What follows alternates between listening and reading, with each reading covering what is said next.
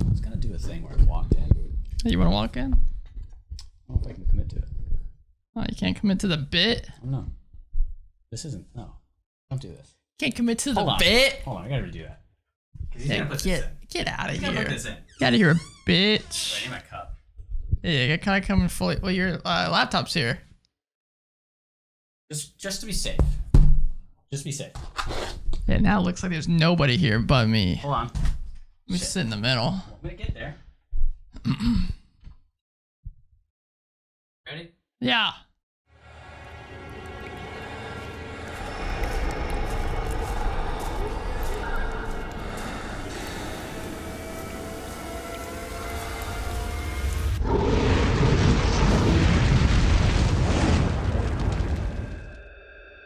Dude, what are you doing? You're missing the party out there, man. Come on. You're missing the party. What's going? Man, you're missing the party. All right, Shaggy, I'm kind of busy here, dude. I can't be Shaggy anymore. I don't have hair. Oh, that's true. On my head. Weird phrasing. But no, there is a party. What's the party, man? This is the 2-year anniversary. Thank God for compressors. Yeah. I didn't get you anything. I didn't get you anything except for I figured we were past that in the relationship. That we don't need to, get things for each other. Our relationship's not built on our monetary gains. That's a really bad phrasing right now. It's built on love, and attraction. Yes. And this tiny table. The love for TTRPGs and other stuff. I don't know, man. I feel like I really brought it just a second ago, and you're like, yeah, I think the I'm hoping the party's not gonna be too loud because we got a podcast record. Then we're gonna go hop back into that. Yeah. Now I can drink. If you guys listen to the last episode's podcast, I can now slurp it up. We kind of. Oh yeah. We did tell you about that. We did kind of have a party like the other night though. 2 nights ago. Something We did. Like that. Yeah. It was impromptu. That's kind of how it happens. Yeah, I was playing we were playing D&D, I should say, and then just I was playing. You were doing the other stuff. I was DMing, yeah. And then people were coming already for Braxton to play some MTG, and then more people showed up. It was the first time that Jamie, Kenneth's she's in the Dungeon Chronicles. She's in there. She's Zerda on Zerda, yeah. She'll play podcast. It was the first time that she said, "Hey, let's play Magic," and I was like, "Wait a minute, is Kenneth's working?" She's like, "Yeah." I was like, "Okay, party without Kenneth time." And then eventually, all of my friends in this friends group showed up. It was 7 of us. Everybody. And I killed everybody in one shot with my Prosper deck that I upgraded. Well, by everybody, you mean the 3 other players that were the other pod, as the MTG people say. Well, you were in the group that lost to me. This is true. So. Why are they called pods? I mean, peas in a pod. I don't know. But there's 3 peas. There's 2 peas for a pod. Don't complicate it. Okay. I gotta. Oh boy. Well, happy 2 years, man. It's been a long time coming. Literally, 2 years, really. It's been that long. Well, it's 2 years on Sunday, I believe, the 30th. Oh, so we missed it. We did miss it. Well, we were chatting the other night. I told you. Well, it's impossible to release this pod. I mean, not impossible, but it's impossible to have this podcast beyond the anniversary because we release on Tuesdays. Yeah, theoretically it would be impossible, but also impossible because, episode count doesn't matter. This is also the 100th episode. Yeah, it's the 100th episode. Which, if you're doing math, yes, we've missed 4 episodes in 2 years.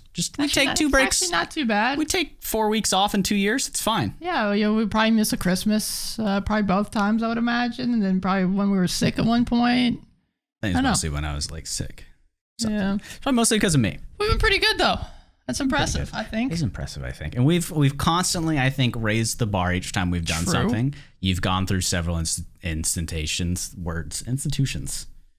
Gone through several instances of me saying, "Hey, can I change our audio just by moving a dial by a hair?" Yeah. And he deals with that really well. But we made it through the digital landscape, and now we've been in person for the last 2 months or so, something like that. That was rough for me living. That's been Chicago was great, but it's brought the energy to the podcast. I feel like we're releasing the best content we ever have.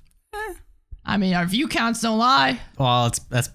No, our view counts don't lie. Pathfinder. Nah, even our non-Pathfinder episodes are doing pretty good, man. That is true. So we appreciate all of you sticking around, subscribing, hanging out. It's been fun hearing all the comments, and I guess I don't hear the comments, I read the comments. You can, if you're crazy. True. And seeing what people have to say, not only about the podcast, but also just about Pathfinder in general. It's been, very eye-opening. It would have been really cute if we got to 100 subscribers today. I should have made a push for that. We got 78, yeah. That's okay. There's a couple extra days for those of you that joined on really That's early. right. It's one thing at a time. Well, if you're watching this right now and you're not subscribed, which is probably the case, and you are actually enjoying it, hit it up there and get us to 100 subs. No, even if you're not enjoying it, just hit the subscriber count. Oh, well, good cop, bad cop. You get that whole sort of thing. Yeah. I don't know what's going on. But we've been talking about this for the last few weeks. 10 weeks. Yeah, about 10 weeks or so. We were talking about raising some questions.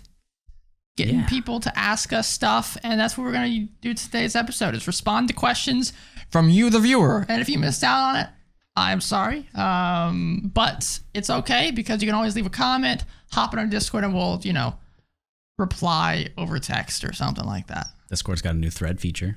Yeah, I don't know how to feel about it. It's cool for some things. If the thread feature existed, we would not have as many channels as there are in the Discord. Hands down. It would just be an anime channel. Whenever you wanted to talk about an anime, you'd open up a channel. Unless you wanted the archive. You want to relive the memories. I like having I'm an old timer. I like having the old channels for everything. You just gave me approval to make more channels. Those of you that are in the Discord, That's not what I said. I will take him up on that. But we did, 10 weeks ago, mention that we were going to make a Q&A, and I didn't do it until last week. Because, it felt weird to put it out and say, hey, Q&A, come on. So in advance. There's a select few of you that have joined in and have been vocal in our community. Actually, 7 in all. Well, but a lot of questions in there. Yeah. I mean, do we just go ahead and start? Yeah, if you want, unless you got other things you want to talk about.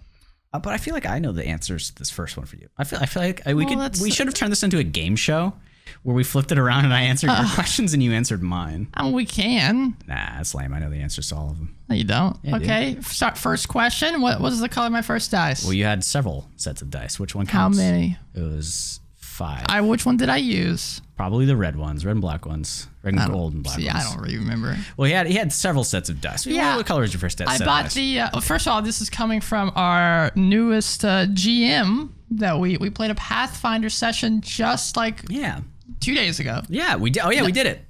No, yesterday. No, we played yesterday. Time's a funny mistress. This podcast will be 2 days. And they did a great job. We'll talk about the Pathfinder stuff in either the end of this episode or next episode. One of the two.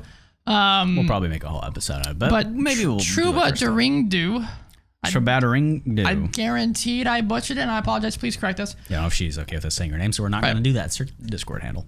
So they asked us what was the colors of our first dice, and I actually do not remember. I bought one of those packs when I first got into DM. I was like, you know what? I need dice, and then I was thinking, because I was the DM, right?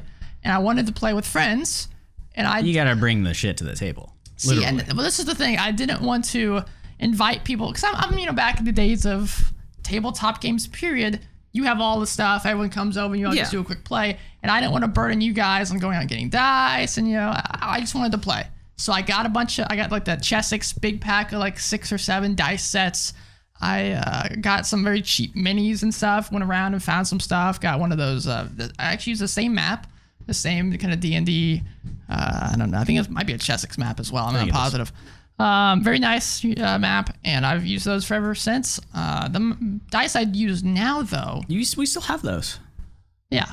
And somebody still uses them. I still pass them out if people need them. Yeah.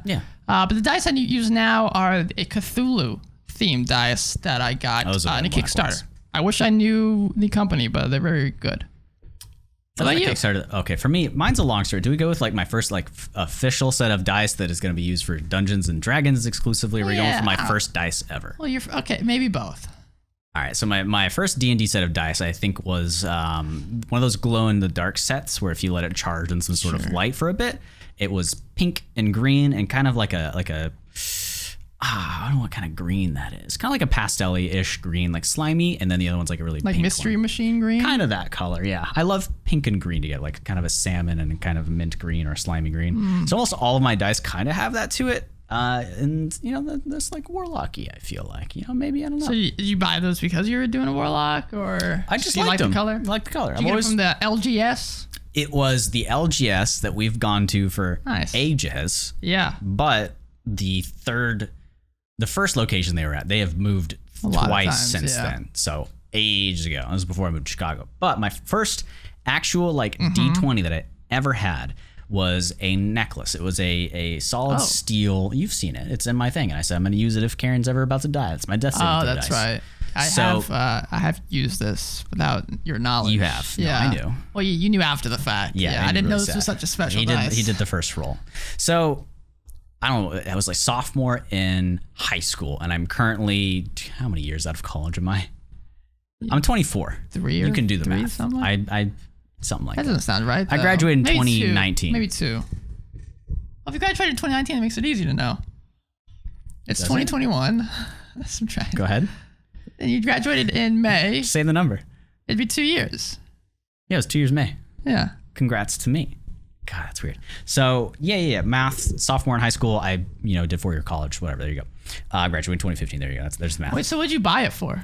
Just because you liked it? So I didn't know about like D&D or tabletop RPGs at all. So this is like some sort of weird Destiny shit.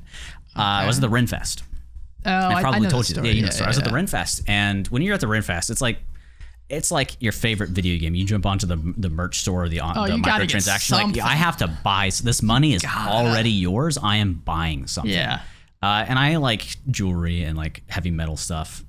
Especially it's going to a quote unquote good cause. These guys work real hard to make this stuff. Yeah, it was handmade, hand cast. Go straight to them. They painted. I don't know what the term for it is, but you've got the number and then the little divot that sits inside of it. They painted it black, so it's just like a steel dice. It's probably not weighted right, but they soldered on a little ring on top, and it had a necklace. And I wore it for ages. Nice. And at some point, I think when I was in Chicago, the ring that was soldered on, after many drops, many bends, it dropped and broke. And it landed on 20. Damn. I'm just kidding. I added that part in there. It was really cool. I don't remember what it landed on. I could have kept going with the line, but I don't want to do that to you guys. I appreciate not lying, but that's a cool story. I don't know my first actual dice. I just think it's cute that I didn't know. Like, right. It's not exclusive to D&D, but it's like majorly used in tabletop RPGs. Sure. And now look what my life has become. Yeah, I don't know what else D20s are specifically used for. Obviously, now MTG, but you other got things. 20 things you want to eat for dinner. Most tabletop things use D6s and whatnot. Yeah. I don't know. It's like you go from Final Fantasy and you get like 9,999 damage, and then you go to something else that's like 2 damage. And like, I want to roll a big dice. Yeah. So if we do every question at this length, we're probably not going to get through them, and that's saying right. a lot because there's not that many. Yeah, let's go into them. All right. Okay. What obscure game system are you most interested in? Not like Pathfinder, but things like the Skeletons First of or all, Imaginary I would say Monsters. Pathfinder is not an obscure system. Well, yeah. The top 2 are D&D and Pathfinder for tabletop RPGs. TBT RPGs. Yeah. Yeah. I don't know many of them. Yeah, so I was thinking about this. Morkborg for sure. Though there are some, I don't know if they're necessarily obscure.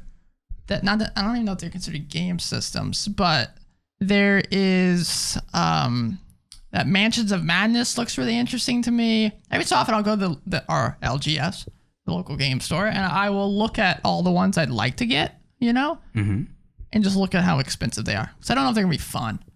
Vampire Masquerade looks interesting. There's a couple others. That game has been. You hear about the development stuff for that game? Are you talking about the video game? Yeah, I mean like dude. Call of Cthulhu. I've always wanted to play Call of Cthulhu. Is that obscure? I would say not as it's a obscure as cult others. classic. Yes, not as obscure as like Morkborg or something.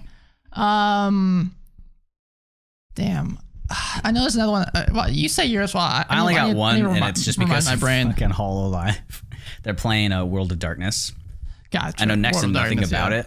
it, but it looks like adjacent D&D with different numbers and bonuses, which most tabletop RPGs that come out recently tend to be. But they're playing it, and I haven't looked at any other stuff because I got my hands full with D&D and Pathfinder. So if you guys have some suggestions, throw them down there, and I want to look at them and read more, because I do think, just as reading, quote unquote, makes you smarter, experiencing more stuff, quote unquote, might make you smarter. For sure. I think us playing, or even just looking into Pathfinders, made me I think a Pathfinder better D&D is player. going to ruin all of my D&D combat enjoyment.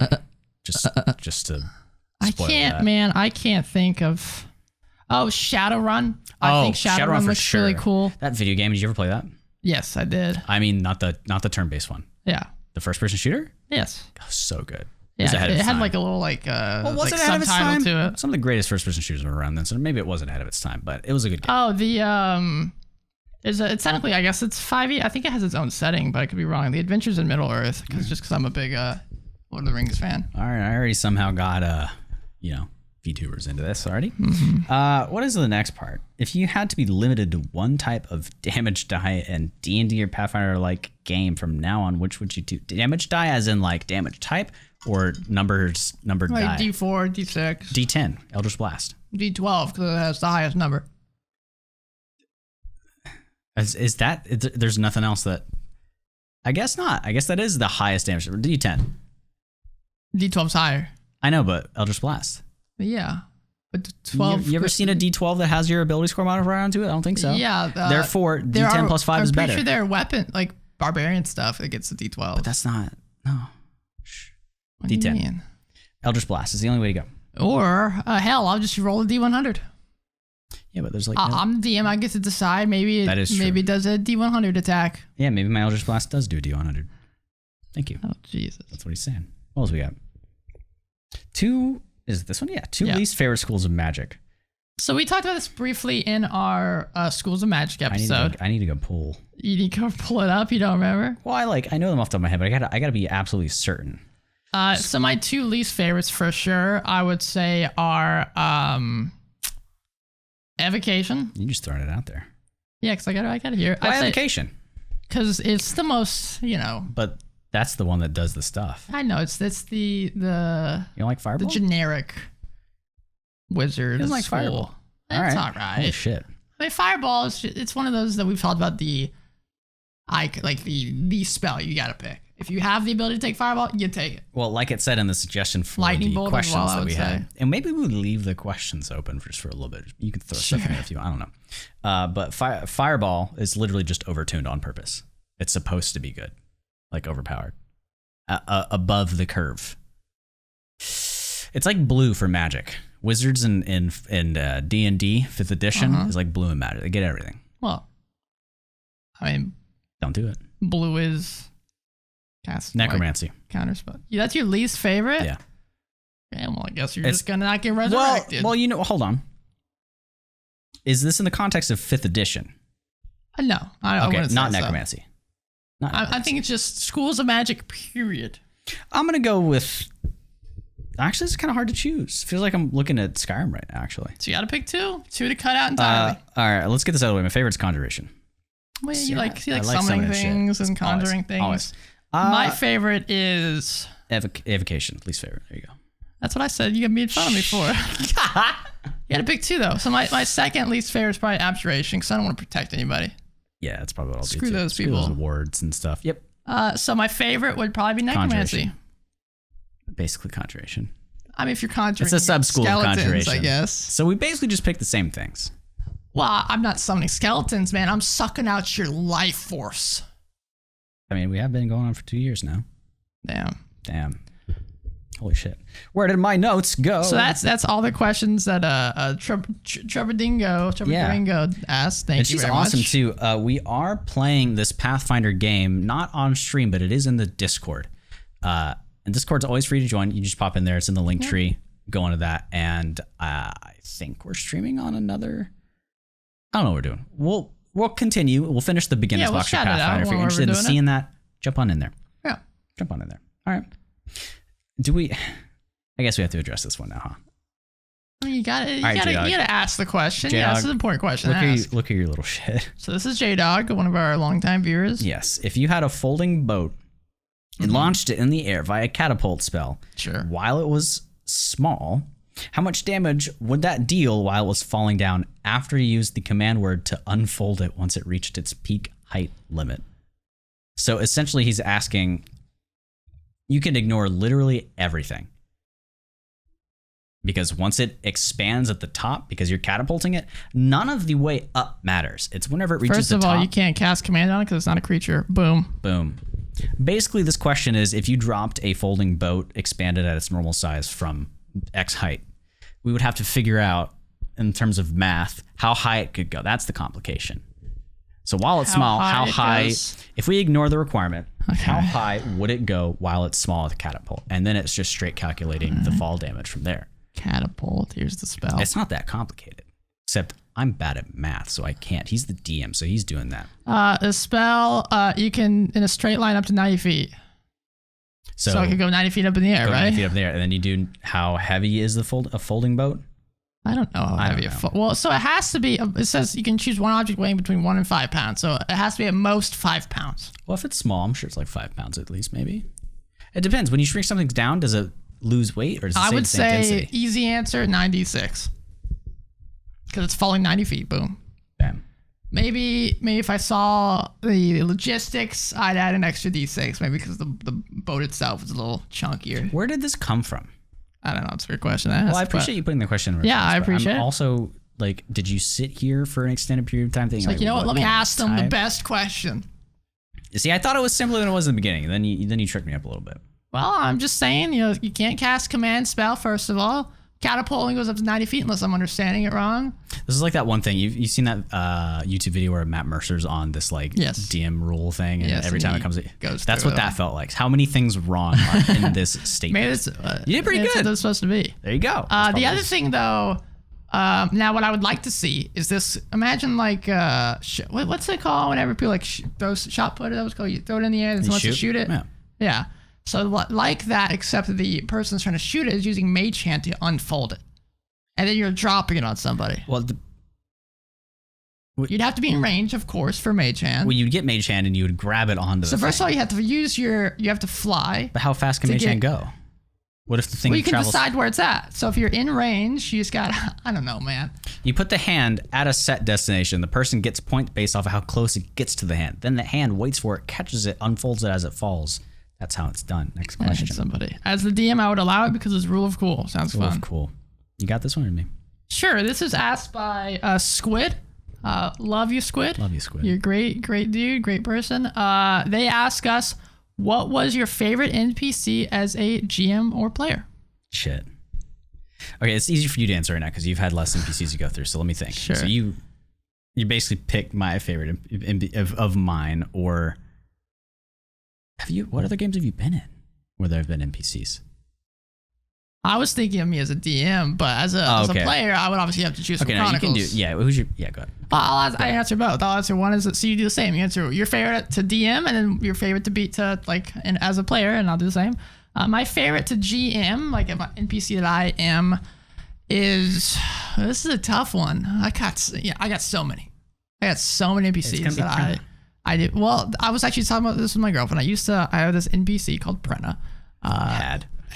She's a great. Damn it! No, she's a great character. But I haven't been her in so long. Whose fault is that? The players. Sure. I haven't been her in so long, so I don't know if I have that same gusto. What was it I about used to. her that you liked playing? She's literally your Final Fantasy character, 14. Well, I made it because she was in the game, and I made Final Fantasy, and then. Which came first, Final Fantasy or Brenna? The Brenna.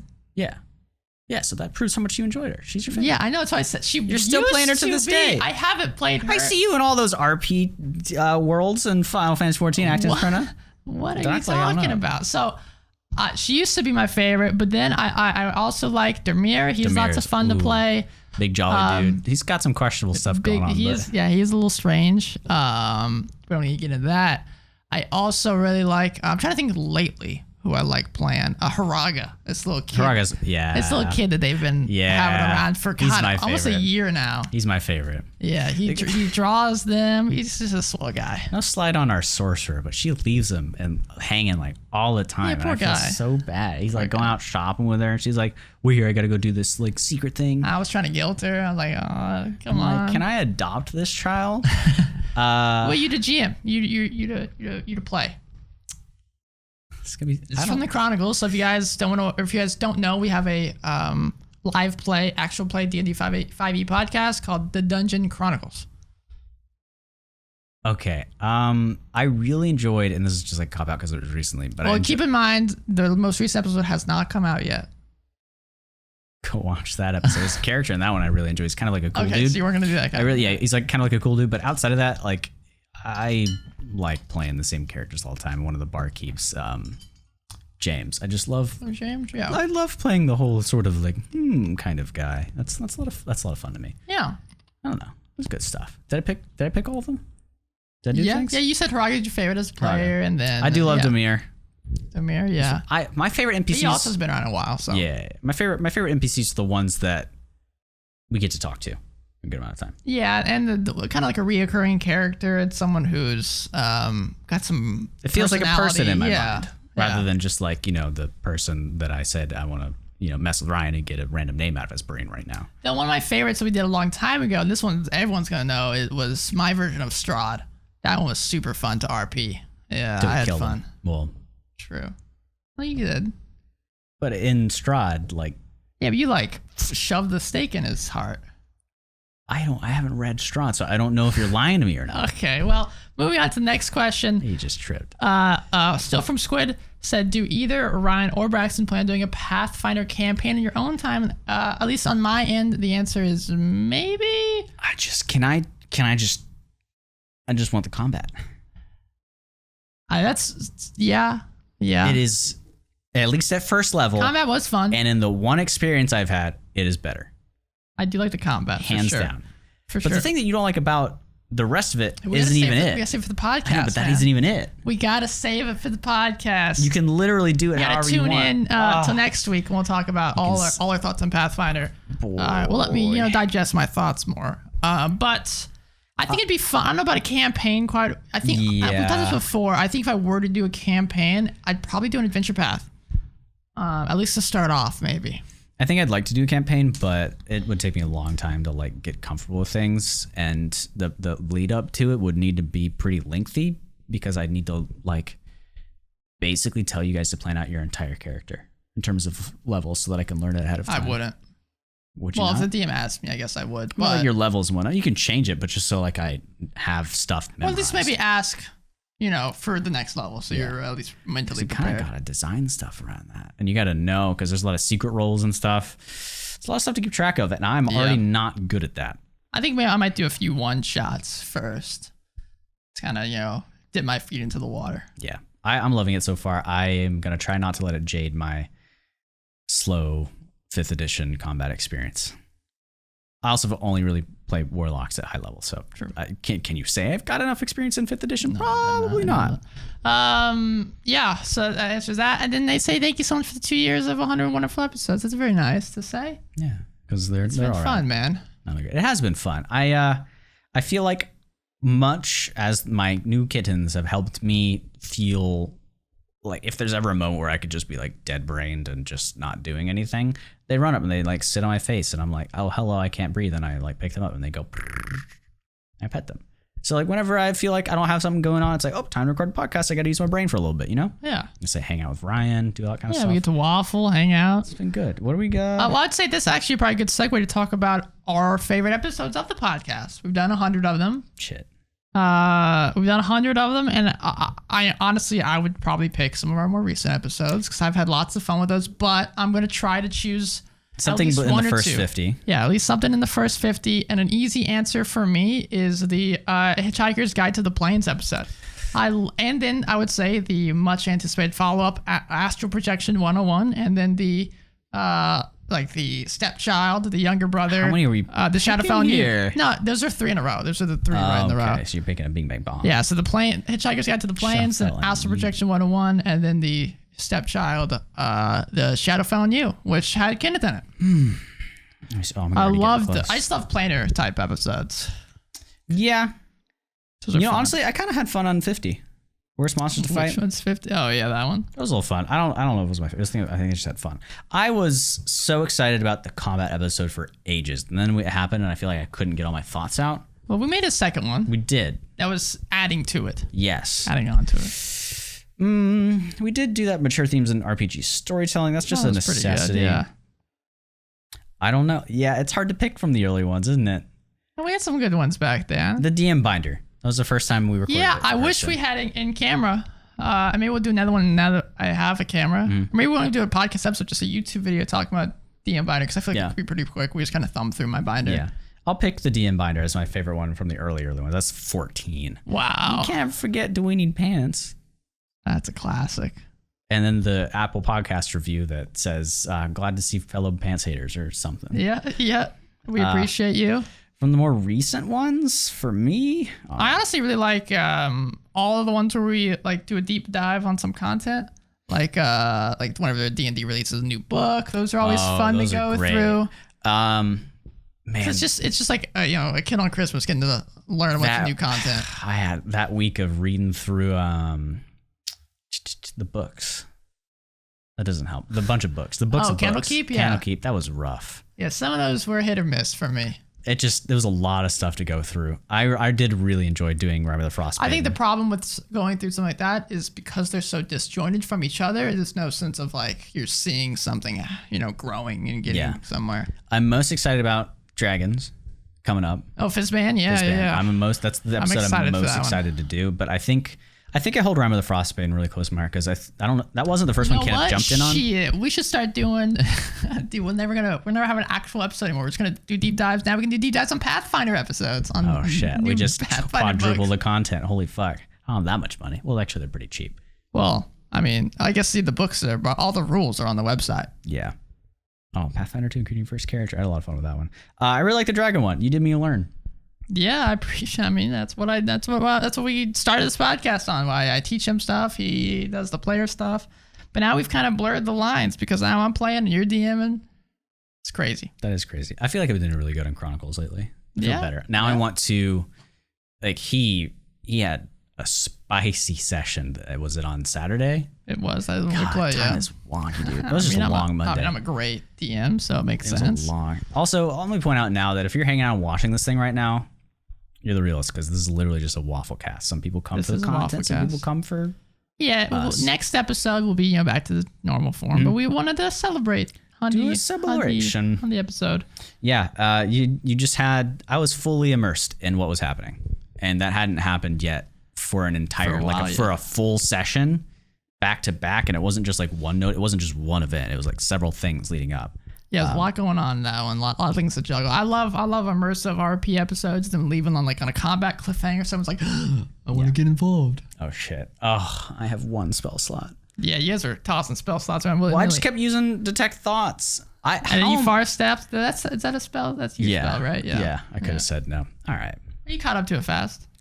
We'll see how it goes. I'm gonna hex the boy, and then we'll see what happens. See what happens. All right, what's next? We got Van Sexel. Yeah, that's a new viewer that's been commenting pretty consistently on videos. We appreciate you. Thanks for dropping by. I see you guys. It's pretty awesome seeing consistent people jump in and anybody jump in. Well, it's like being a Twitch streamer, seeing the same consistent people come back. It's always fun. It's nice. For some reason, I always remember the profile icons, and I guess that's why they're there. This is true. What system got you into tabletop gaming? Now, tabletop gaming? It doesn't even say RPGs. Yeah, tabletop. Period. I feel like I played an assload of Sorry when I was younger. Like a metric fuckload. Now, which version of Sorry? Was it like the OG? Was like a Disney version of Sorry? No, it was the OG version. I played a lot of the Disney edition of Sorry. Like you would play as different Disney villains and stuff. And Disney. Actually, I think there was a Disney villain specific one, but we had both. Sorry. Super fun. Clue's great. A bunch of Uno. I mean, these are classics. And the one that spits it out at you if you press the button and it's the wrong time. It goes Uno shuffle. I don't know what you're talking about, but I'm thinking of Hungry Hippos. That's not really. Oh, that was from when I was super I don't know if I young. would say it's a tabletop game. You put it on a table? It's on top of it? I used to play Uno with my grandmother. And I was a kid, whoever held the stuffed animal would always win. So we'd fight over it. My final three. Connect 4. Okay. Classic, yeah. Yahtzee. My mom once got 3 Yahtzees in a row. I hate Yahtzee. And Battleship. Oh, Battleship. That's a good one. That's a blast from the past from me right Battleship now. can ruin familiar relationships. It's really fun though. It is. And now they have like the fancy like electronic versions. So now you can't lie. You type it in and it says we could hit or just miss. be playing right now on our old tablets. Guess they never miss, huh?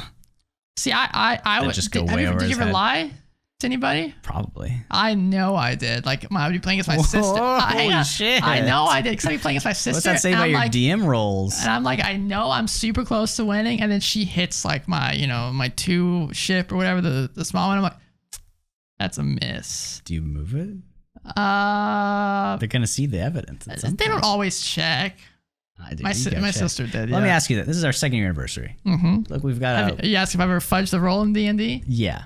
I would say I haven't fudged a serious roll. If it's like really important, I'll let it lie. Don't listen. He gets on to me because I've done it before. I think it's okay to fudge every so often. I wouldn't say, because that kind of defeats the purpose of a dice. I think a more important question is how often do you have a set DC, or do you just kind of feel it? Like for creatures, they're set. But events and things that we have, like I'm searching for something. How do you always come up with a number, or do you just wait for the number? Most of the time I'll come up with one before you tell me. Sometimes I'm too slow to think of it, and I'm like, that feels right. That's good. That'll succeed. Yeah. Which, in my opinion, that's kind of worse than fudging rolls because there is no way to win or lose. I'm just being influenced. Right. Because when you fudge the roll, it's like... Yeah, you could. I also think of it the way like D&D has where it says like 10 is, average, whatever, 12 DC, and then that's 15, usually how I do it. 18, whatever, 20, 25. And depending on what you roll, sometimes I'll say, okay, so they don't get all the information by this roll, but they'll get, half the information or something. Now you got to really think about it now because a rogue can roll 30 pluses. Yeah. And but I think... So on the topic of fudging rolls real fast before I talk about my tabletop games, I think it's okay... and there's lots of different opinions on this. I think it's more taboo as a player. Yeah, for sure. I think in the sake of creating a good story, which is everyone plays D&D for different reasons. I play D&D to make fun and interesting stories, and if it's going to be ruining the story, then I'll maybe fudge the roll. How often have you fudged a roll because you saw somebody wasn't having a good time, or that it would like really just put them out of the game? I have definitely done that before. Yeah, I'll change the ruling. For example, we had a player who was stuck in an antipathy sympathy spell. That's fine. And they were stuck in it for a long time. And I changed the ruling on how it worked so they could get out of it. Final question here. Yeah, that was a rough moment. We did talk about it a couple episodes back. Yes. Final thing. How often do you forget what your monster's HP is at, and how often do you raise or lower it? I do not forget combat? Because I write it. Okay. But I have raised or lowered it. In combat, after it's been hit. I would not say I've raised. I have lowered it if it's going too long. I'm like, I can tell people are like, this combat's lasting forever. Yeah. Like, let's just end it. Yeah. So I was like, if it has a lot of health left, I'll just kill it with one blow. Because you guys are obviously going to kill it in, 3 rounds regardless. Mm-hmm. And it's not going to do anything to you guys, so why not? Good shit. But yeah, for me, I played all those games that you mentioned as well. So it's not as special. A Break the Ice, that was always fun. I didn't play that. I don't even know what it is. It's fun. I never heard of it. It's hard to describe. There's ice and there's like a skater in the middle, and you have to keep breaking it. And whoever lets the skater fall, whoever lets the skater fall, loses. Yeah. Did you ever play this one where it's like a kerplunk? That's a funny word. No. I can't remember how it is, but it has something like you pull out like straw or something, and things are falling, and if it falls, then you lose. I don't remember. Those are always fun. What is the surgery game? Is it just surgery? What is it? Operator? Yeah, Operation. Operation, yes. I scared the everliving fuck out of me. Operation. Oh, meh. So terrible. Yeah, Monopoly is obviously a classic. I don't like Monopoly too much. I have played it once, and it was probably in high school. My favorite ones now, though, are Guildmaster, which I want to play with you, Kenneth, and Jamie. I think that'd be super fun. I played it with my girlfriend all the time. And I played it with her and her brother, and it's a blast. Yeah, it actually was created by a streamer's brother, and I saw it being play tested on Twitch. I was like, that looks super fun, and I kickstarted it. I will never play Catan, Settlers of Catan, because it scares me. Catan is a blast. I can't do it. We should play Settlers of Catan Junior. Apparently, it's a lot more fun. All right, I can still play Uno. I'll still play a good Uno. It's fun. Yeah. Speed was a good game. It's card games. I know what you're talking about. Yeah, I love that. And something else I still play Yahtzee today. House Hill horror spooky game. Betrayal on House on the Hill. Yeah, I love that. I've never played it. More than want to. I love that game. There's one best character on it though, so it's very obvious. But yeah, that was a fun question. I was not expecting to. Tabletop game is fun, but it's always been in my life. I'd say RPG specifically. First one I ever played was D&D. Yeah. Dungeons and Bungans. I remember there was one time I was in theater in high school, and a good friend of mine, Jace. Shout out to Jace. You'd love him. I haven't talked to him in ages. I wonder if he sees this. Hi, Jace. How are you? Man. And he was sitting and telling me about this D&D campaign, and like I just couldn't see it. I couldn't understand. He's like writing stuff down in this just 100-page notebook. I'm like, I don't. And who knew that'd be you years later? I knew that'd be me years later, and that I would have probably had fun in his campaign. And made a podcast about I probably D&D. It depends on what that would have changed in my life to lead up to meeting you. Because if I met you and you still asked me to play D&D, I would do it. What if you invited me instead of I invited you? Wouldn't that be crazy? That'd be crazy. Like, hey, I just moved here. I don't have any friends that play, any games. You want to play a D&D campaign with me? I'd be like, I don't know what this is. Oh, shit. Well, we just skipped ahead a little. We'll get back to that. Or we can do it now. I don't know. What? Which one? We got more questions that, Vance Excel has submitted. Yeah. We just got a little bit. Okay, yeah. So what was your, I like this game a lot more than I thought I would moment? I assume they're talking about D&D. Or maybe just it's in general. Maybe it's life. Wow, life is so much more exciting than I thought it would be. I like this. I'm gonna do this in the context of tabletop RPGs. For me, it was after maybe our first or second game that we ever. No, I think it was after our first game. And we played, for those of you who know, Matt Colville's Daily Entomb adventure. It was my first thing I ever ran. To me, I felt it was very sloppy, but I had fun doing it. It was very exciting and interesting. And afterwards, we were kind of talking about it. I'm like, oh, this is fun. Yeah, we should continue. We should play again. And I was like, you know what? I'm going to start making my own stuff. And that was the aha moment for me. It was like, I can just make a world. I do this already. I write stories and stuff. This is going to be fun. And so since then, we've made stories in the same world for like the last 5 years. I feel like for me, I'm in a constant state of like losing motivation to play sometimes, and then I have I like this more than I thought I did, just because how my brain works. So I have a lot of moments like that. Damn. But I guess the obvious thing would be playing something other than warlocks. Because warlocks suck, and playing other things can be fun. I think it took a bit for me to enjoy DMing. I think I've only actually started having some enjoyment. Yeah, you've even talked at least I don't know if you ever talk about live, but you mentioned how you think you enjoy being a player more. You just get more of a kick out of it, which I think I get more of a kick out of being a DM for sure. I think if I got better at managing stuff and it was less stressful, just less. I don't know. Well, I mean, I understand because I enjoy being a player, but there's just something to me special about like crafting the story and world to watch. I mean, like one of my favorite moments ever DMing was watching my players' faces. They went, it all makes sense. Like they're piecing everything together, and that was super rewarding. Like literally 2 years of work has finally like paid off. A lot of things happened 2 years ago. So I know. That was kind of crazy. 2 years ago. But I'd say playing something other than even recently Pathfinder. That was a lot of fun. That combat stuff. Don't die here. Choke on my water. Tomelock is definitely not in that. Damn. Nope. Yeah, I'm trying to think if I had like something else. I always switch my class every time. I started Tomelock twice and just couldn't. Just could not do it. One of Kenneth's players literally is now playing a bard or something. They are not. You talked them out of it? I talked them into keeping it for a bit, and now they're not. Damn, I don't blame them. I don't blame them either. So this next question, I think Final Fantasy 14. Shout out. Okay. This next question, I think we can combine with another one. Yes, we'll save that. Okay, you want to say that one to later? Oh yeah, we can do it now. Yeah. Well, it'll be a lengthy one for sure, though. Yeah. Okay. So, what made you guys want to make a podcast and stream live play sessions? But to answer that, we have to go further back because we have another question asked by a long-term viewer of ours called Dumb Face. Very self-deprecative. Yeah. He's great. Yeah, very very nice. Asked us. They want to know our origin story, like how we met and how we got here. So that kind of answers both questions. That's a good story. You want to start? I'll chime in. So I feel like we're like a married couple. Like, oh, you tell. I want to hear you tell this. I mean, you podcast, whatever, same thing. Sure. So I hate the phrase circa whatever, but circa 2015, I guess it was. I don't know. You and I graduated from high school. Where'd you go to? Never mind. Don't talk yourself. It's south of here. In the south. In Texas. South. We lived in the same area, never met, didn't go to high school together. When college comes around and they all have their form of or freshman orientation, right? I hate it. It's terrible. It's hot. We're in Texas. It's fucking miserable. Yeah. But we got paired up. We did get paired up. Yeah. And two awkward skinny dudes who like nerdy things. We're going to be the ones who chat and hang out and walking around. And out of like the 12 people that are there, he and I would chat. Or I don't remember what we talked about, but like. I don't know.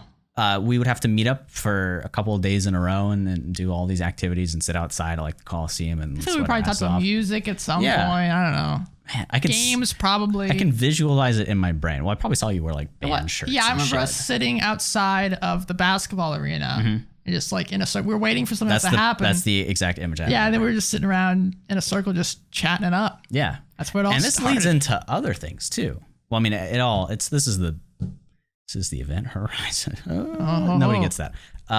It's ground zero for like everything. Yeah. And a couple of days later, whenever it's ending, we all gather in this classroom and whatnot, and they're like, "Oh, you guys need to share like something you're thankful for that you're glad that happened during this this first flight week thing that they called it." And like, I don't think I'm socially anxious, but saying like heartfelt things to another guy friend is hard for a lot of guys. Sometimes society. And I was like, I'm just gonna say it. And I said, I'm thankful that I got to meet Ryan on this first flight week. And I don't remember at all. And then I said, I don't remember. You didn't make it awkward, but I know I got like super red. Like I can still feel the heat of my face. And people were like, "Aw." Yeah, nobody like cringed at it. They might have. I probably said something similar just because I was like, I'm on the spot, I guess. I don't know. I mean, obviously, I was happy to meet someone. It was reciprocated. But I was at that point in my life, I was very anxious, had a lot of anxiety and depression stuff. Like I was in counseling and stuff, and so I was still kind of feeling myself out.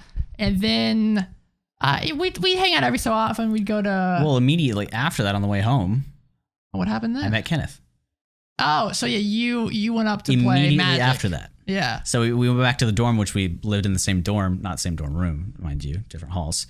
And just a quick detour, we say, hey, let's go see what they're doing on the second, let's see if there's anybody up there. Oh my God, yeah. Yeah, and we walk up, and you were tired or feeling socially anxious because it had been a long day. Yeah, big introvert back then. I need a moment to relax. And I had played Magic the Gathering just a little bit back home before I went to college. I never played. And I see this super curly-haired dude with a few other people, and one of them is Kenneth. There it is. So the two like oldest friends I have like to this day right now crazy are from the same fucking day.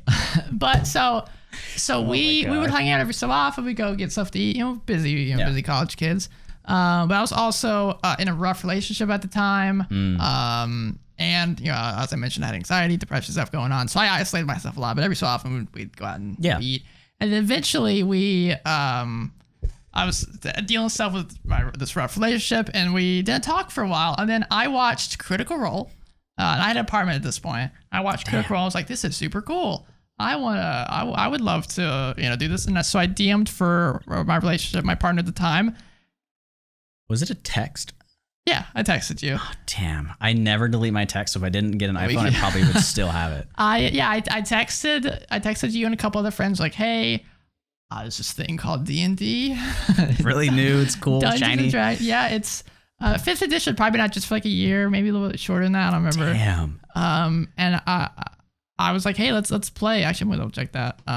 Like, hey, I really love to play with you guys. Let's meet up and hang out. And we started talking and hanging out a lot more. That kind of rejuvenated the talking and the friendship. And then it's been thick as thieves ever since. Yeah, we had a couple of sessions and a couple of groups, people coming and going, and yes, the only other person that's kind of stuck through it as well is Daniel, and he's possibly about to change location. So I know it's sad, man. It's just me again. You're stuck with me all the time. But 2 kind of campaign settings, and like 5 or however many years later it's been since literally the first moment that I could have met him in college. It's just been continuing. And then podcast. So why did we make a podcast? Yeah, kind of just a rehashing of the same story. We start getting to the adult world, and we become to graduation, and at least for me, and I had to move back to Texas. I never owned an apartment where we went to college, which means we have to have my character leave the session. It's been like 2 years, super close to this character that I've had and the campaign, because it's just been nothing but fun. And he sends me this. Well, you're getting mixed up, but this is still a good story. Is this not it? This is when you went to Japan. Is it? Yes, because whenever you left after you graduated, we still continued. That's when we got you online. This is the start of it. This is a great story. Because he typed up this whole thing and said like a Google Drive, and it was like a farewell. Because we were going to do a final session for you, but then something changed. You couldn't come to it, And so we're like, okay, I want to do a send-off for your character. So I read that out loud to the players at the table and sent it to you. It was the summer that I went to Japan and I couldn't. Yes. Yeah. So I went home 2 or 3 months later in September. I went to Japan. No D&D, and then you had a couple of... The campaign fell apart. Yeah, campaign fell apart. Not too long after that. We played like Tiefling Warlock. We played like 5 or 10 more sessions, and then it eventually fell apart. Yeah. It happens. But then we started back up once you came back from Japan a few weeks later, maybe. Got a whole new group of people together. And that's the campaign that's still going on. But then, as he was saying, you decided after college you were like trying to find stuff to do. And I took literally the first opportunity. So yeah, well, you told us you had an opportunity in Chicago, which we can not dox. You don't live there anymore. And you're gonna go visit your brother. Yeah. And then you're like, I had a return trip. You're like, I'm not coming back. Yeah. But we figured you probably, if you found a job, we'd have to figure something out anyway. But I want to say at your graduation dinner or something, you mentioned you're like, hey, we should do a podcast, and you're just kind of joshing around, like that'd be kind of fun. Then when you were in Chicago, we're like, yeah, we should. Yeah, that could be fun. Yeah. And it was literally just one of those moments where you arbitrarily set a date, and just for some reason, he's really organized. So I think that worked for him too. And then when he starts doing stuff, he gets committed. And I'm like, oh fuck. Well, it's very different when you're just like, yeah, let's make a podcast. Yeah, it should be about this. And I think one of your friends... We said it like 3 or 4 times. Yeah, one of your friends has something similar where he's like, he really wants to do a podcast, but it's so hard. It's so easy to just keep dancing around it. And we were like, you know what? This day, let's create a name. Let's just go for it. Mm-hmm. And then we got a name, found an artist we like, and the rest is history. 2 years ago. 2 years ago. That's crazy. Sunday, the 30th. Yeah, and it's been 2 years since then. And again, like the whole reason that we finally said we wanted to do this because I was graduating, moving, and it's the thing that keeps us together. So D&D is like the glue that keeps two people who are kind of just introverted at heart and bad at communicating with people when they're not right in front of your face. That campaign is still going on, but it's slowly reaching its mighty conclusion. And then we'll have to do an episode. We tell this forever. Whenever I finally end a campaign, we'll have to make an episode talking about ending campaigns because I don't know how to do it. I'm terrified. Yeah, I was thinking about that the other day. I just had a flash forward and like felt there's like a spot in my heart and head right now that is a well of emotions of regardless of what's happening. When it like ends, and I can feel it right now. Like, I'm gonna cry. I can feel it right now. Damn, it's how's that feel? I mean, you probably will cry. You'll probably cry. Yeah. Have I seen you cry? I don't think I have. Yeah, well, I mean, at least maybe not. I've cried as a character. Yeah. I don't know if like as Ryan I've cried around you. I don't know. Yeah, Carrie, I cry. Yeah, no, I did cry as somebody on my own campaign, but this is true. I'm an actor. That's how that happens. So yeah, that's our origin story. Origin story. Probably Thanks told for it a couple asking, times. Dum Face and Van Sexel. I don't know. Vance Excel, like Excel and Vance. That's 100% how you pronounce it, I'm sure. Yeah, he's probably really good at spreadsheets and stuff. So some more questions he had is, if you guys are into JRPGs, what are your favorite and which do you find yourself drawing inspiration from? Persona. Yeah. Do you draw inspiration for Persona? Maybe a little bit. Like confidants. Final Fantasy. Yeah, it's more so lately, especially Final Fantasy. Not even just 14, but yeah, just the way they do their music and stuff. So I'm not gonna say a JRPG. But one of the things that's inspired me the most, not necessarily as a DM, but as a writer and a creator, was when I played Death Stranding. I know that game got a lot of shit. Really? But some of the cutscenes, again, the way the music empowers through the cutscenes. I mean, so I was almost a film major before I went to counseling. And so I obviously when I watch film, like that's really, I have a lot of film soundtracks on vinyl too. So obviously I understand how music can pull on your heartstrings and can make you really, it's like you being a puppet. Can I ask you a question though? And we can just dip into it. Okay. Is music intrinsically just the way our brain is? And if we were in a vacuum and we had just been birthed and had sentience and we were like the state we are with no experiences and somebody played music, would we feel the same emotion, or is it more of a nurture thing where we just get conditioned to feel a certain way about a certain sound and song? I think it is, I think we're built. Probably. Yeah, because I think it's just the way the melodies are and how things sound. Crazy. Yeah, I mean, it's really like if you're a good musician, you're playing on people's emotions and heartstrings and, making them feel things. So people put on a song that they haven't heard in 50, 60 years, they can still sing it perfectly. But you hear a brand new song, I guess it pulls on some other memories and whatnot. But yeah, you can go back to music and video games, Death Stranding and whatnot. Yeah. The JRPGs, I don't know. I gotta throw Kingdom Hearts in there. Sure. Everybody had the Kingdom Hearts kick, but there's not the Trails games. I like the Trails games. Recently started playing that.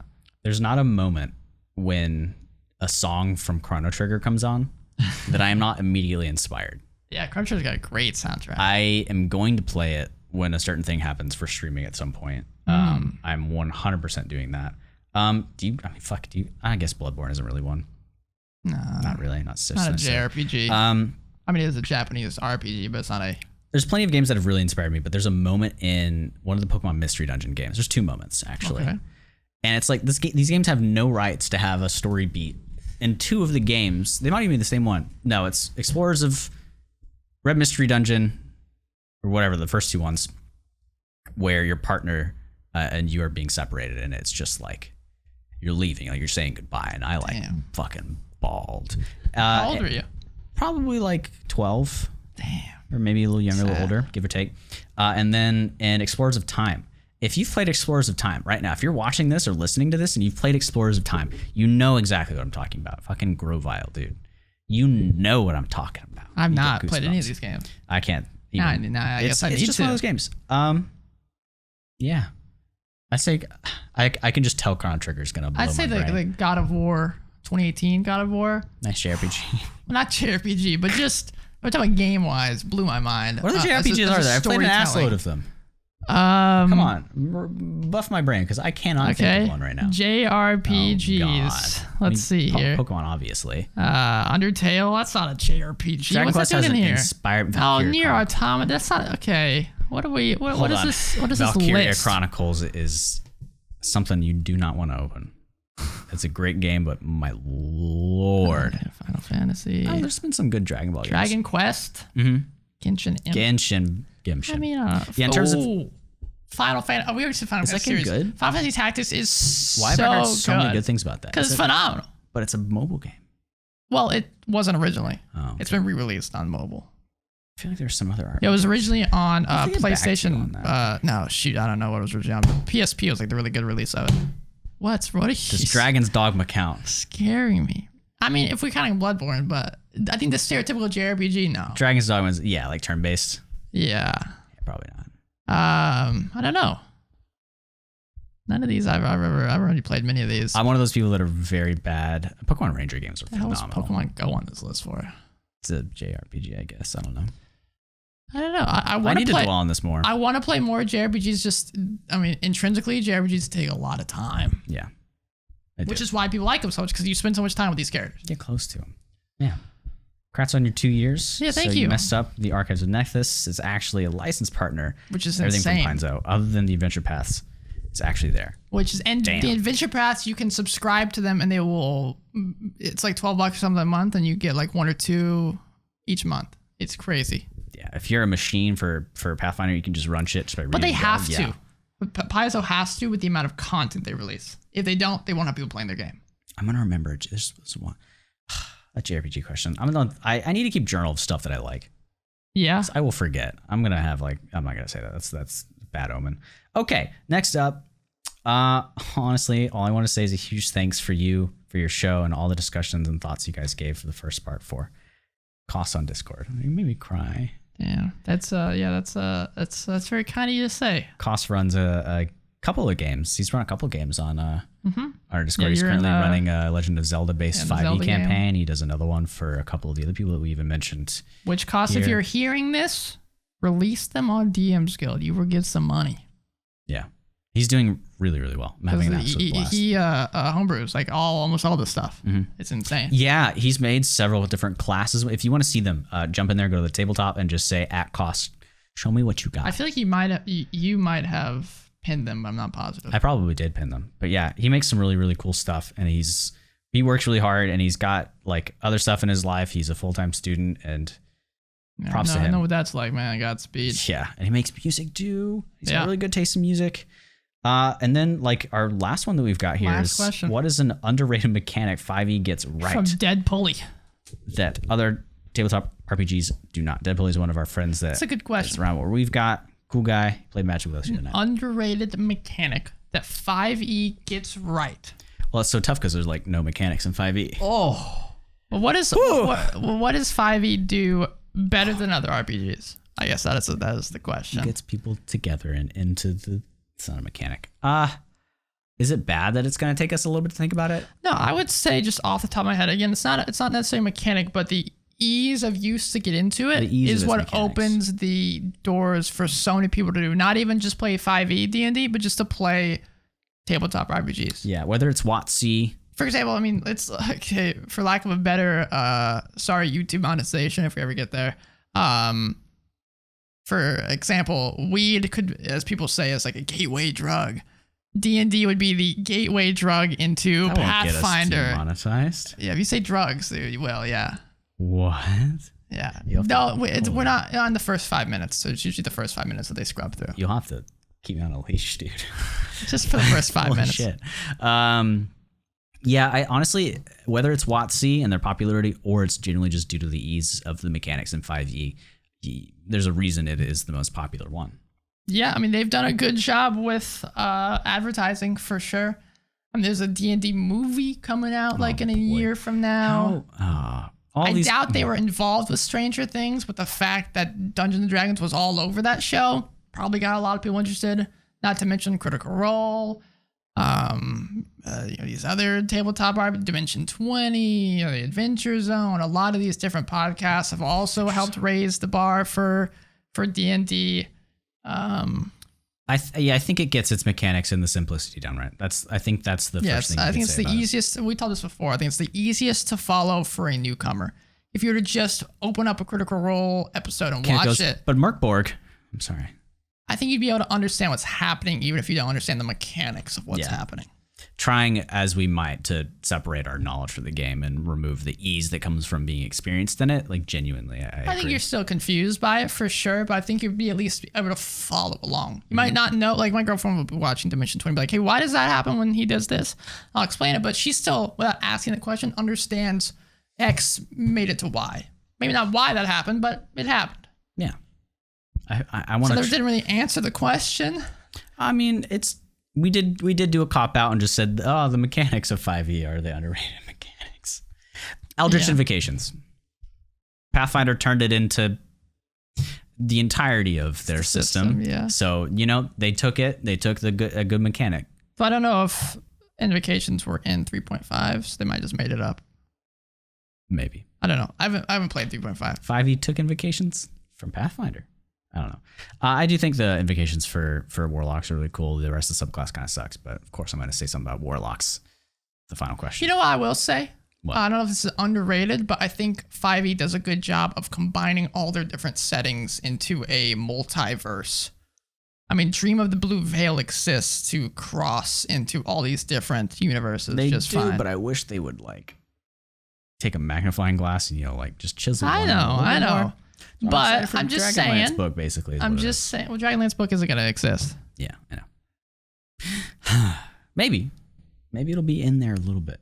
No, they've already said it's system agnostic. Well, fuck me. All right, so system agnostic. Setting agnostic. You know what I mean? You spooked me for a You second know what there. I mean. If you think about it, all these people playing D&D, they're really going to stay with D&D for ages, or are they going to go to something else? Well, that's WotC's fear, isn't it? Yeah, it is. But you've mentioned it before, the sunk cost fallacy. If you buy every single D&D book, I probably brought not my going to Genshin leave. fear. Everybody else can do it. It's not that easy. It took you a long time. It did. It was painful. It was it took literally just not being able to spend the money on getting a character to I haven't stop. bought a physical Pathfinder book, and I'm super interested in it. I have all these D&D books, so I don't know. It's a tough cookie. They should crack. release D&D vinyls. What would they? How? They make scores and they put them on vinyls for you to play during your D&D sessions, and it's copyright free. It's a very interesting, quick sidebar since we're done with the questions. There's a really interesting album that released called The Chiron's Gate or something like that. And these guys created a script for a movie that does not exist, sent each scene out to 26 different artists, and each artist made a music score for that specific scene, and then they released the album. It's very interesting. You can't go read the script. You have to understand. You have to kind of get the idea of the story through them. It's very interesting, very cool. So I could see, they released like a Curse of Strahd, like gothic music and you put it on the background and you guys are playing. That could be fun. If you've got D&D Beyond, all you gotta do is slap a play button. Well, Sirenscape, shout out to them. Sirenscape, who does sound effects and stuff, they have music for specific modules. So if you're playing a Pathfinder module or D&D module, they have those there and you can pay for them with your subscription. Oh yeah. There's music in there. So I got one final question for you. Okay. This is the dumb one. All right. That everybody asks during like interviews and shit. Okay. Where do you see us in another 2 years? That's a good question, Braxton. What do you want? I'd like to see us doing this, maybe full time. That's so scary. Dude. I know, doing this as our not just our passion baby, but as our, I don't know, something that we're able to put. It was something we're put more time to. Because you have work, I have class, work, other different things we got to take care of in our life.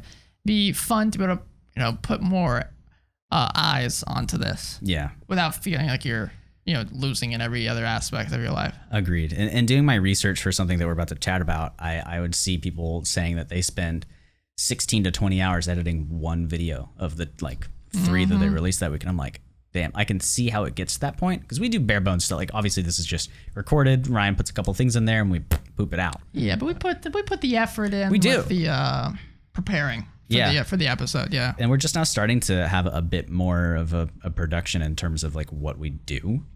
Yeah, as you can see, we have a nicer camera than we did like 15 episodes, maybe 20 episodes ago. We got nicer microphones than we did 100 episodes ago. We've slowly been upgrading. We've had this plan to make a nice studio at some point, to get all of us from Dungeon Chronicles into one room. It's just money. So it's tough it'd be fun to do it all like this moment, but it's tough we have to slowly build it up. Yeah. So I'd say that my headspace is in kind of the same spot. I would love to do it exclusively, but like seeing how much I need to even exist right now, it's like, that'll be tough to do. But in that vein, we finally done the thing. Yeah. And made a Patreon. Those words have now escaped. Patreon. A Patreon. Wow. Whoa. Patreon.com/Dungeon Crawl Network. Will be on the screen, be in the description, all that stuff. Linktree. Yeah, definitely. If you search it, might have a hard time for right now finding it. We do. And I had a blast making these last night after Ryan and I for the past couple of weeks. Impressed. Yeah, I was very, very excited. Usually like I send you stuff and you're like, fix this and that. I was like, yeah. It feels weird. I'm gonna be transparent. It feels weird to like unveil something that gives us money, Yeah. It's not like a really big, hey, look at what we worked on. In Patreon's description, it's always like you have to be excited about it. You have to be like, hell yeah. I am. But it's like the same mentality I had when I did streaming for a long time. It took me forever to even add like a tip button. I just feel like I'm here playing games. I don't need money for this, but since we're putting in so much work and our own money into this, it'd be fun to. I do feel like we've earned it. At least break even, Yeah, we've made it 100 episodes without asking for any cash. So.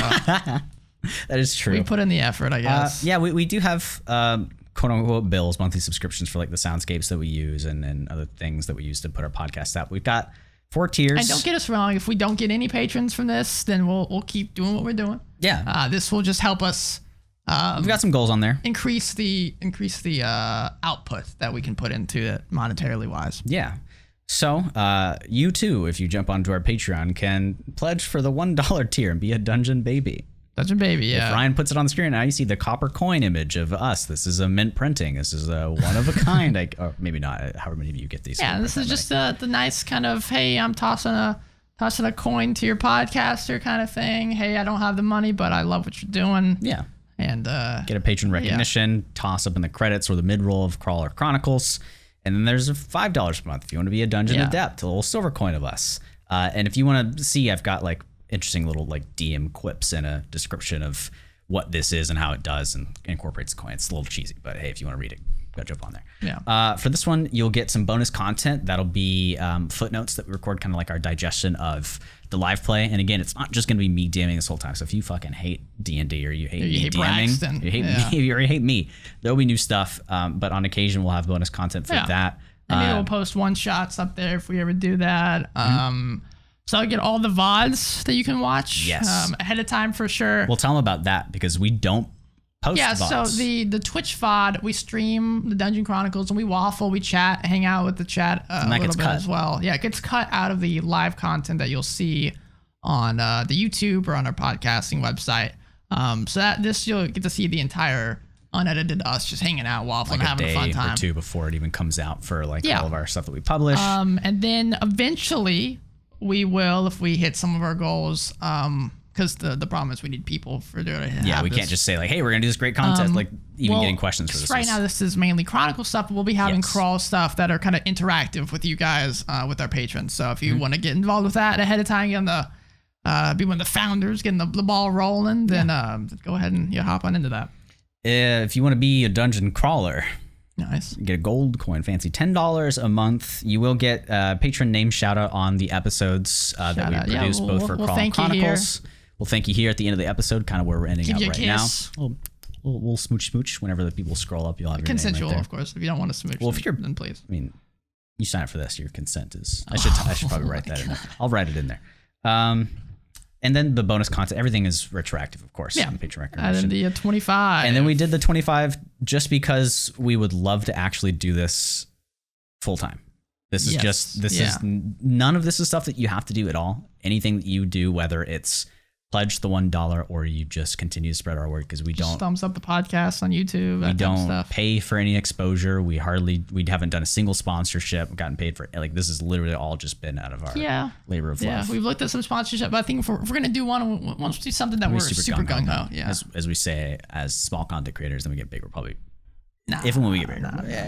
If I'm gonna give sponsorship, I want to make sure it's something that I would use as well. You know. All right. We'll hold ourselves to that. I'm not going to be doing like does it look like I shave? I'm not doing Dollar Shave Club. But we do have stuff for the $25 tier. True, we do. We have a live play, and there's been a lot of other actual play live plays, whatever, tabletop RPG they're playing. People of this tier will have a named NPC, item, etc. in the Dungeon Chronicles. But to help create a thing within the Dungeon Chronicles. Yeah, and some of the goals that we've got coming up, the first one, it says, if we reach our first 10 patrons, we think it'll be enough members in the community to start a monthly topic discussion. Think the 99, if you watch Magic the Gathering and Commander stuff, he has a monthly topic he mentions all the time. So we kind of took inspiration from that. Almost like this Q&A that we did today. You can ask us a question or a specific topic, and we'll waffle about it, usually probably the end of an episode once a month. And this isn't tied to any specific tier. It's just 10 patrons flat. It'll be randomly picked. Yeah. We figured that if people are patrons, then they would be down to talk and discussions. Yeah. And whenever these things get created, they'll be incorporated into the tiers. Like certain people can submit questions, and certain people can provide their answers or ask for our particular feedback rather than just waffling about it. And then we put something even more lofty on there for 50 patrons for us to. What was this one? This is we can pay off. Oh yeah, this is like going even on the bills that we have. At least on the podcasts, subscription bills that we have. Yeah. So that's what it's for. Yeah, and so if we can hit some of these goals, or this will be the type of stuff where down the line, because we're kind of working on some secret-y stuff, adventure modules, more things like that. The patron would be where the first access would be for that type of stuff. And play testing and things like that. Yeah. We juggled around like putting the Discord on here, but Ryan mostly, and then got me on board with it. Despite most other people monetizing their Discord, we're just going to leave it open. I like having it open. It's getting people in there because people are playing games through that. I think it's fun getting to, chat with people. And that was my goal. Like for this is the thing that I wanted most, is a community of people. Exactly. There's plenty of places like that. And I'd say we're getting there. We've done it. We feel like we're on our way. So yeah, if you feel like pledging, no matter where you are, or if you feel like just sharing, subscribing, liking, whatever platform you're on, any of that helps. Even just watching helps. But leaving a comment, going to Apple Podcasts, rating 5 stars, all that thing adds up. All those things add up. And I've got a couple little Easter eggs and fun things in here. I really did have I made actual coin versions of our Ryan and I and a D20, and then the first one is our performance check passed. You toss a coin to us and support. It's like, that's cute. Come on. Yeah, you had fun with it. Yeah, Ryan approved it. So I did approve. Second year anniversary, 100th episode, in the bag. In the bag. Of holding. Of devouring? Depends on you. And next episode, we will dive into our Pathfinder thoughts. Yes. So we've played a full session. We are going back and forth in our Discord on stuff on it. Just a little bit. We hate each other. Well, I feel like he's thinking about it from the wrong angle. I think he's being a little hasty. being a little hasty. A little hasty on his Pathfinder stuff. But well, it's going to give me a week to think on it. Yeah. It's going to give me a week to think on it. If we get to play more and like actually go and do RP stuff, then that's what I really want to see. Because I could tell that the group that we're playing with right now could really bounce off of each other. So I definitely want, like, I don't know if you felt the electricity in the air between you, me, Dum Face, and I felt it. Dark Champion. I felt it. You felt it. Smelt it, dealt it. But if you want to interact with us, that isn't the Discord, and I'll mention that again in literally a second. He's getting close. I'm going to get really far. He's getting really close. If you want to join us on social media at Dungeon Crawl Pod, it's probably what most of our handles are on Twitter, Instagram. Mostly just post previews and stuff. On to Twitter, information will be popped out there as we get more necessitated of words of putting things out for news flashes. Words. You're welcome. I'm going to get close so I can think better. thedungeoncrawlpod@gmail.com is our email. If you want to have like a business inquiry or something more official, you want to send us like an entire adventure module you want us to run right now on the Dungeon Chronicles because, I don't know, you're crazy. Do it. You can do that. Linktree. Our Patreon is now in there. Our Discord is in there. Easy links to click on. His and my streams are on there. He's been picking up streaming in Melasior, twitch.tv/MELACIOUR. I don't really stream much right now. That's why he's above me in the link tree. Off to you. And then final thing, it's the 200th Not yet. Calm down there. 100th episode, 2-year anniversary. Yes. I apologize. That's what I meant to say. And you know what? There's nothing special. I'm gonna break it down to you, Braxton. There's nothing special about this episode. It's just 100 episodes. It's the second year, and so go to Apple Podcasts, I guess. What are you doing? What do you mean, man? I'm just bringing us back to reality. That's true. We're getting on this high horse, and the quickest way to get off our high horse. So go to Apple Podcasts and rate us 5 stars and say, I hate Ryan's face. What the hell? What do you mean, man? What are you doing? What do you mean, what the hell? What's going on? This is my job, okay? This is what I'm supposed to do. I'm supposed to energize people to go rate us 5 stars on iTunes. And if this doesn't energize people, then you know what? I'm waiting for like the punchline here, man. You know what? What? Where's the... Yeah. What is happening?